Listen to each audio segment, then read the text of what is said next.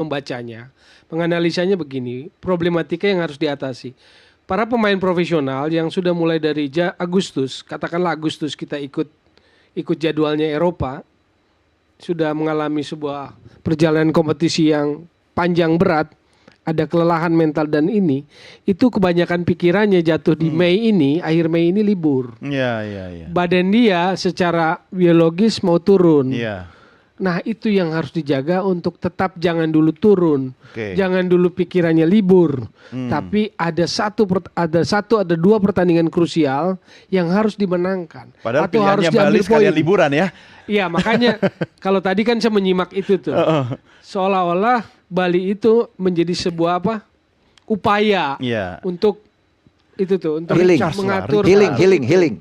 Karena itu tadi sekaligus secara gitu. psikologis pemain profesional pada umumnya dalam konteks katakanlah kita bicara naturalisasi yang mayoritas di timnas kita yang tadi dibilang Mas Don timnas kita berbeda.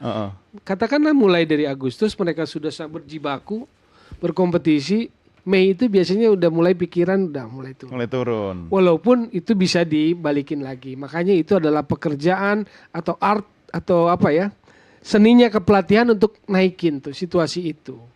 Nah, kalau momen itu bisa ditingkatin maka semoga meledaknya di tanggal 5. Bahwa overconfidence pasti paham lah. Bahwa contoh misalnya waktu di September kalah 1-2 dari Cina, kita pegang penguasaan, tapi menurut saya nggak bisa, attackingnya tuh nggak bisa.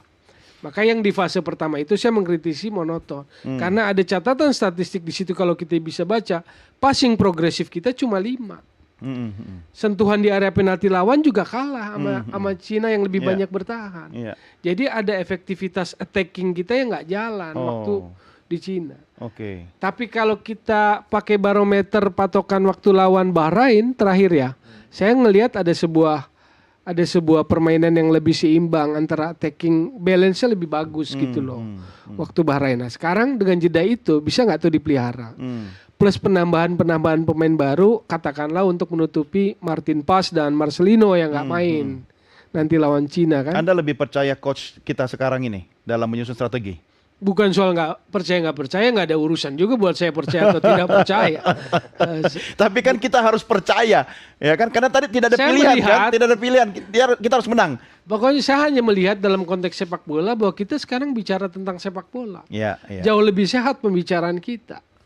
Maksud saya di situ. Jadi kita analisis teknisnya, analisis apanya, bukan lagi gimmick-gimmick yang di luar itu. Jadi buat saya pembicaraan sepak bola kita lebih sehat, lebih meningkat gitu loh.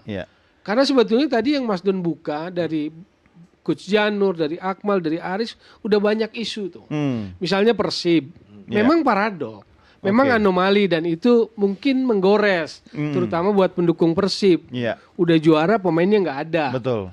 Kalau sudut pandang saya sebagai pengamat, ada 2 pemain yang sebetulnya pantas masuk dalam radar timnas. Satu bek Putra, satu bek kiri Edo Firmansyah. Saya lihatnya sepanjang musim. Bagaimana kontribusi mereka, performa mereka dan konsistensi yang mereka berikan. Cuma kalau kita bicara bahwa ini krusial dan semuanya adalah urusan pelatih, Patrick Kluivert di pos kedua pemain itu memang agak sulit. Sulitnya? Misalnya Edo Febriansyah di kiri, Calvin Verdong, Dian James, lalu Sain Patinama, lalu Arhan Pratama. Jadi agak padat gitu loh di situ. Tetapi kita harus kasih apresiasi bahwa menurut saya Edo Febriansyah sepanjang musim kemarin main bagus. Kenapa harus kita katakan itu? Karena penting. Kalau kompetisi nggak jadi panggung buat para pemain ke timnas, nanti akan hilang passion para pemain itu. Ngapain gue main bagus di kompetisi karena nggak akan dipanggil timnas. Nah, itu yang bahaya. Ini menarik. Artinya saya balik dulu ke Coach Janur ya. Kalau kita bicara strateginya Coach Janur dari Coach Patrick Kluivert ini kan istilahnya timnas kita sekarang ini bertaburan barang bagus lah ya. Artinya sesuai juga dengan kebutuhan timnas kita sekarang ini. Kalau Anda melihat strategi yang kemudian dari awal dilakukan oleh Coach Patrick Kluivert, kemudian masa latihan yang lumayan panjang, ya kan? Ekspektasi kita kan pasti makin tinggi gitu loh. Coach Janur melihatnya seperti apa? Ya, tadi udah disinggung oleh Bang Akmal sama Bang Toel bahwa ada 2 poin. Yang pertama ada persiapan untuk menghadapi pertandingan kali ini. Persiapannya harus bagus. Kemudian poin yang kedua tadi disinggung oleh Bung Toel juga, bahwa kita tidak ada pilihan, harus memenangkan pertandingan. Nah, kemudian kalau kita melihat taktik atau strategi yang sudah dimainkan oleh Patrick Kluivert ketika melawan Australia kan begitu pede dengan memainkan 4-2-3-1-nya ya, sementara persiapan minim sehingga kita kalah telak dari Australia. Kemudian ada perubahan ketika melawan Bahrain dengan merubah menjadi 3-4-3. Saya pikir semuanya berubah total dan hasil akhir kita bisa menang pertandingan. Nah, untuk kali ini juga poin yang tadi yang dikatakan kita harus menang ini bukan barang yang mudah ya. Betul. Pasti agak sulit juga ya, bukan kita pesimis ya. Kita tetap optimis kita bisa menang lawan Cina, tapi tetap harus realistis ya Coach ya.